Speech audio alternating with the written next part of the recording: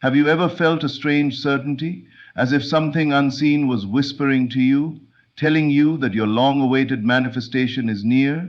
That before the great event, the universe speaks, revealing signs to those who know how to see?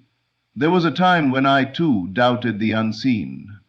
Like most, I questioned whether imagination truly shaped reality, whether the whispers of intuition were anything more than mere chance. But experience is the greatest teacher, and it was through experience that I learned the power of the unseen signs. Many years ago, a dear friend came to me, weary and uncertain, clinging to the dream of financial freedom. He had imagined himself winning, felt it, lived it in his mind. But as time passed, he grew impatient, doubting whether his assumption had taken root in reality. I told him, the signs are all around you, but you look for them with doubting eyes. You do not need to chase them, for they will find you. And so he released his worry and entered the state of knowing. That very week, the universe began speaking. He saw numbers, 777, 888, flashing before him on billboards, receipts, and street signs. Conversations about sudden wealth found him in the most unexpected places. He dreamt not of wanting, but of already having. One evening he found himself filled with an unshakable peace, as if he had already won. And then the event unfolded. The numbers he had seen, the dream he had lived, all came to pass. The world had simply conformed to his assumption. There is a moment when all uncertainty vanishes, when the struggle of questioning ceases, and you stand in the presence of an unshakable truth. This moment arrives not after the manifestation has materialized, but before it. It is the bridge between the seen and the unseen, the signal that what has been claimed in consciousness must externalize itself in form. The world teaches that belief follows proof, that one must see before knowing, but the law is precisely the opposite. To the one who understands, the manifestation is never a question of if, only when. And the moment of certainty is the most faithful messenger of what is to come. It is not a forced conviction, not an act of willpower, but a quiet and effortless knowing that needs no validation from the external world. Everything begins in the unseen. The seed does not doubt the tree it will become. It does not question whether it is planted in fertile soil, nor does it beg the earth for evidence of its growth. The seed simply knows. The moment a desire is claimed in imagination, it is planted, and the proof of its inevitable emergence is not seen in the outer world but felt within. There is no need to ask when or how, no urge to seek signs or confirmations, because the greatest sign has already arrived, the shift within. This is the difference between one who merely wishes and one who manifests. A wish is uncertain, it wavers with circumstance, it is swayed by doubt, and it looks to the external world for permission to believe. But true manifestation begins with absolute inner certainty. It is the deep awareness that what has been assumed is already set in motion.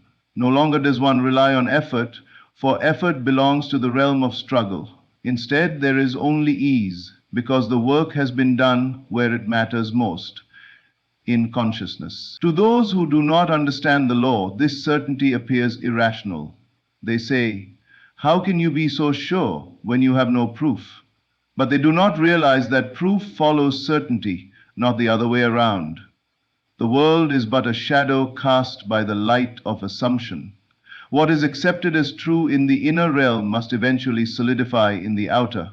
The moment certainty is reached, the manifestation is as good as done, for the external world has no choice but to mirror it in time. The greatest mistake is to look outward for validation. Those who do so remain trapped in an endless cycle of doubt, swayed by appearances, believing in chance rather than law. They check, they hope, they wonder. But hope is the opposite of knowing. Hope implies uncertainty, and uncertainty delays manifestation. There is no need to convince, no need to persuade, no need to force belief. True knowing is effortless. It is the quiet confidence of one who has already received, though the world has yet to acknowledge it. It is the feeling of ownership before the evidence has arrived. It is walking through life with the calm assurance that the unseen is more real than the seen. To reach this state, one must discard doubt as if it never existed. Doubt is not to be battled or argued with, it is simply to be ignored. There is no need to entertain it, no need to wrestle with thoughts of failure. The truth is simple. What is imagined and accepted as true in consciousness must externalize itself. The process requires nothing more than persistence in the assumption. Certainty is not loud, it does not demand, it does not seek reassurance. It is the still, unwavering feeling that one already possesses that which they have claimed. It is the absence of striving, the end of resistance, the quiet satisfaction that comes when the mind is at rest in its assumption. Those who have mastered the law do not concern themselves with time. They do not ask whether something will take days, weeks, or months. To them, it has already happened. The fact that the outer world has not yet caught up is irrelevant, for they understand that time is merely the unfolding of what has already been established within. They do not rush, for there is nothing to rush toward. They do not question, for there is nothing left to question. They know, and that is enough. The world will always attempt to impose its logic, to tell you that certainty without evidence is foolishness. But the world speaks only to those who do not understand that it is a reflection, not a cause. When the inner shift has occurred, when the certainty has taken root, the external must conform. And so, to one who truly manifests, the only question that remains is not whether the desire will come to pass, but whether they will accept it as theirs now. The moment they do, they need nothing more. The search ends, for they have found what they were looking for, not in the world, but within. What was once confined to the imagination starts to emerge in the most unexpected places, revealing itself in symbols, numbers, conversations, and chance encounters. But these are not coincidences, nor are they random events. They are the inevitable ripples of an assumption solidifying into form. The outer world is a mirror, a faithful reflection of what has been established in consciousness. To those who understand the law, nothing in their experience is without meaning, for everything seen and heard is an echo of the unseen reality taking shape. The signs that appear, whether they be repeating numbers, familiar words spoken by strangers, or images encountered unexpectedly, are not mere accidents. They are the language of the unseen, the whispers of the universe, confirming that what has been claimed is already set in motion. There are those who look for signs in desperation, believing that if they can find proof in the outer world, it will grant them permission to believe. But this is not how the law works. The one who manifests does not chase signs, for signs are not causes, they are effects. They do not create reality, they reveal that reality has already been created. The difference is subtle, yet profound. To seek signs as a means of reassurance is to admit uncertainty, and uncertainty delays manifestation. But to recognize signs as confirmations of what is already done is to remain steadfast in the assumption, knowing that the external must align with the inner. Repeating numbers are one of the most common signals that consciousness is in harmony with assumption. Patterns such as 111, 222, 777, or 888 appear not because they hold magic in themselves, but because they are reflections of the subconscious mind at work. These numbers are glimpses into the unseen, reminders that alignment has been reached. They serve as quiet affirmations that movement is happening beneath the surface, that the bridge of incidents leading to manifestation is already unfolding. Beyond numbers, there are words and phrases that seem to appear with unusual frequency. A person may overhear conversations about winning, see articles or headlines about sudden wealth, or even receive unexpected messages that mirror their desire. These are not mere coincidences. They are reflections of the state assumed. The mind, having accepted the wish as fulfilled, now filters reality through that assumption, drawing attention to anything that affirms what is already known within. To dismiss these occurrences as chance is to misunderstand the nature of reality. Nothing appears without cause, and the cause is always within. The world is not happening to you, it is happening through you. If repeating signs and symbols are appearing in the external world, they are doing so because the subconscious has impressed upon reality the assumption of their meaning. The key is not to seek them, but to recognize them when they arrive, not as something to be grasped for reassurance, but as evidence of the unseen process already at work. When such signs appear, there is no need to react with excitement or doubt. Excitement, if born from relief, can imply previous disbelief, and disbelief delays manifestation. Instead, let these signs be acknowledged with calm certainty. They do not need to be questioned or analyzed, for their meaning is clear. They are reflections, nothing more, nothing less. They are gentle reminders that assumption is shaping reality. Those who understand the law walk through life with the awareness that everything around them is an outpicturing of their inner state. If something appears repeatedly in their external world, it is because it has already been established in consciousness. The question is never whether manifestation is happening, for it is always happening. The only question is whether the assumption being reflected is one of desire fulfilled or one of longing and doubt. To the one who truly knows, signs become unnecessary. The manifestation is already accepted as real, and the outer world is merely catching up to the inner conviction. Whether numbers appear, whether conversations align, whether images and words reflect the desire or not, it does not matter. The outcome has already been determined. Signs may appear as a natural result of alignment, but they are not needed. There is no need to ask what a particular sign means, for all signs are simply reflections. They are evidence of what has already been done in consciousness. The only task is to persist in the assumption, to live as though the wish is fulfilled, and to know that reality is already shifting in response. The world cannot help but reflect what has been impressed upon it. The law is exact, and the signs are simply its confirmation. The subconscious mind speaks in symbols and impressions and in the language of dreams. What the conscious mind may overlook, the subconscious reveals through images and sensations that often go unnoticed by those who do not understand the nature of reality. Dreams are not meaningless. They are messages, previews of what is being shaped in the unseen. They serve as glimpses into the state assumed, reflecting the very essence of what has been accepted as true. Nothing exists in the external world that has not first been imagined. Before anything materializes, it must pass through the formless realm of thought and assumption. The subconscious mind, being the creative power behind all expression, reveals through dreams what has been impressed upon it. And when one dreams of already possessing their desire, it is an unmistakable sign that the assumption has taken root.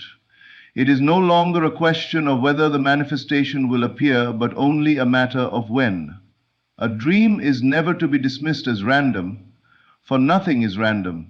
Every image, every scene experienced in sleep carries meaning, for the subconscious mind is incapable of producing anything that is not in harmony with the state accepted within. When a person dreams of their desire, not as something distant, but as something already attained, it is a clear reflection that the mind has moved beyond mere wishing and into knowing. This is a powerful indication that the world is beginning to shift, that the unseen is preparing to solidify into form. There is a fundamental difference between dreaming of longing and dreaming of possession. Many people dream of what they desire, yet the feeling within the dream is one of chasing, of lack, of something just out of reach. This is simply the mind revealing the state of wanting, which is a state of absence. But when one dreams of already having, of living within the fulfillment of their wish, they are receiving confirmation that the subconscious has accepted this as their reality. And what the subconscious accepts, it must express. It is often said that dreams are reflections of daily life, but this is only partly true. More accurately, dreams reflect the deepest convictions of the subconscious, regardless of whether the conscious mind acknowledges them.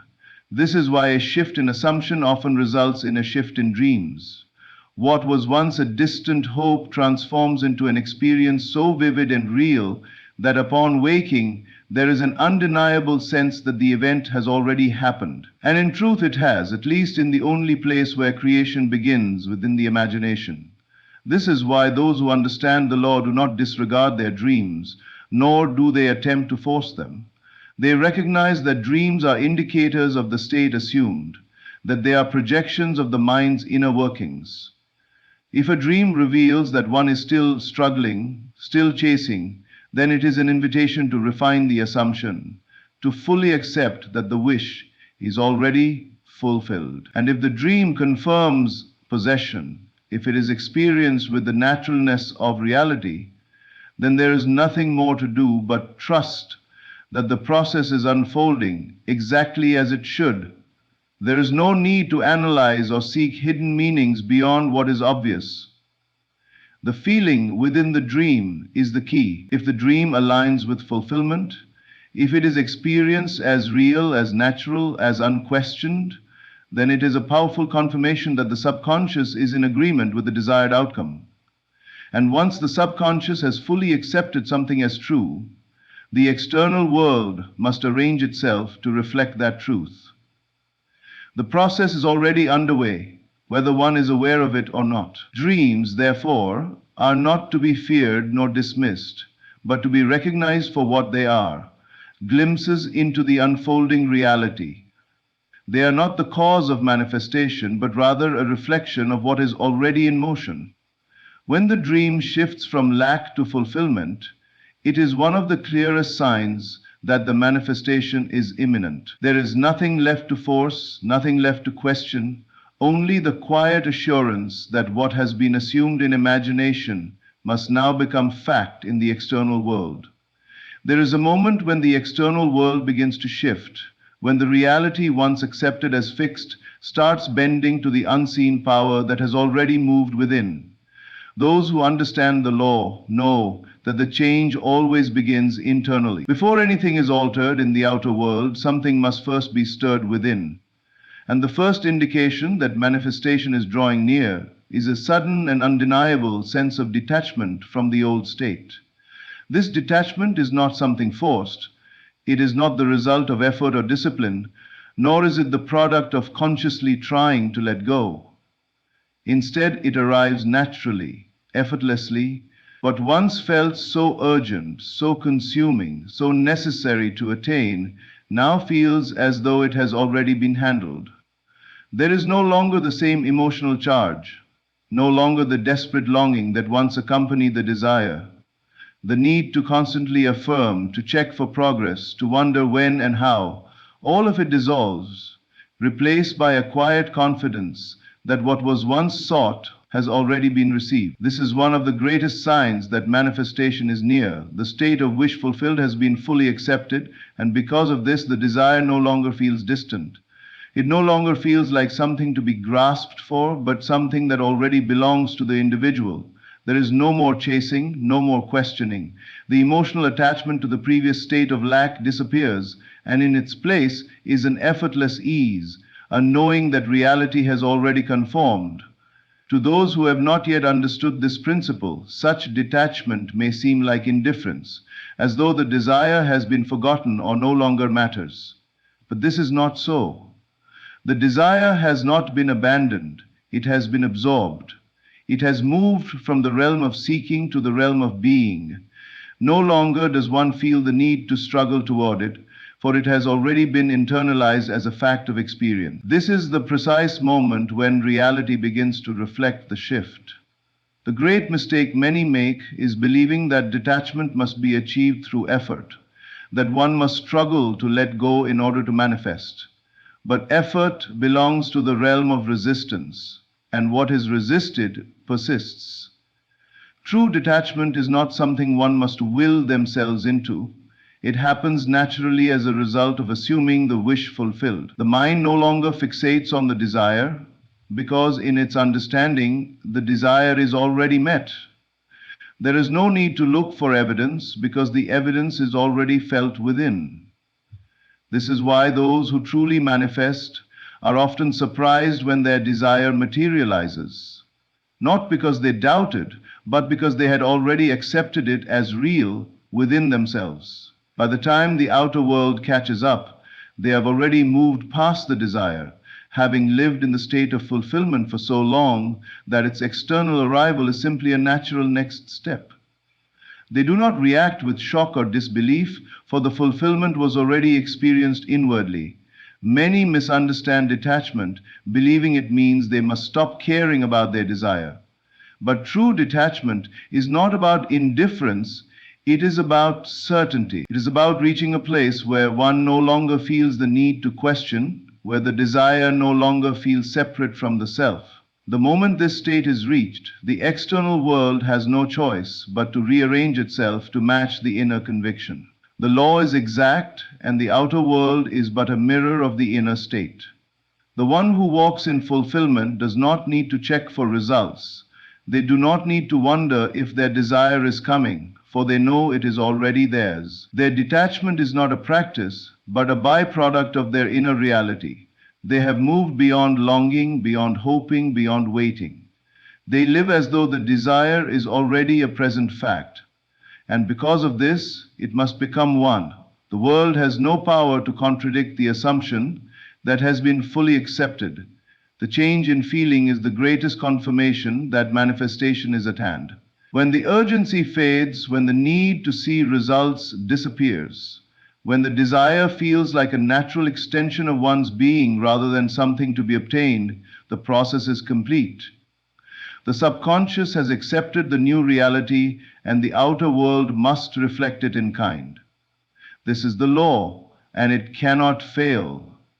There is a shift that takes place when the unseen begins to move into form. The external world, which once seemed rigid and unchangeable, starts to bend in response to the assumption that has been impressed upon consciousness. Suddenly, the path forward is no longer obstructed. What once seemed distant or unlikely begins unfolding with a sense of effortlessness, as if unseen hands are orchestrating events in perfect harmony. This is not coincidence. This is not luck, this is the natural order of manifestation revealing itself.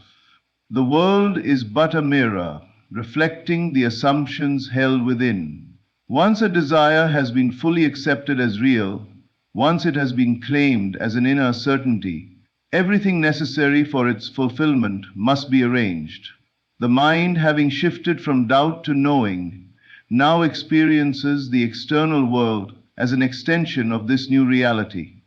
Doors open where once there were walls. The right people, the right circumstances, and the right opportunities arise.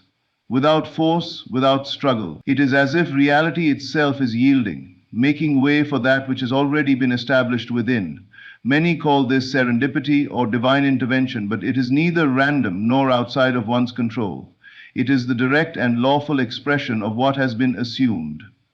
There is no such thing as coincidence. Nothing happens by chance. The world is responding at all times to the convictions of the subconscious mind. When the inner world has changed, when the feeling of the wish fulfilled has been accepted, the outer world must conform. It cannot do otherwise. Those who do not understand this law believe that effort and struggle are required to make things happen. They push, they force.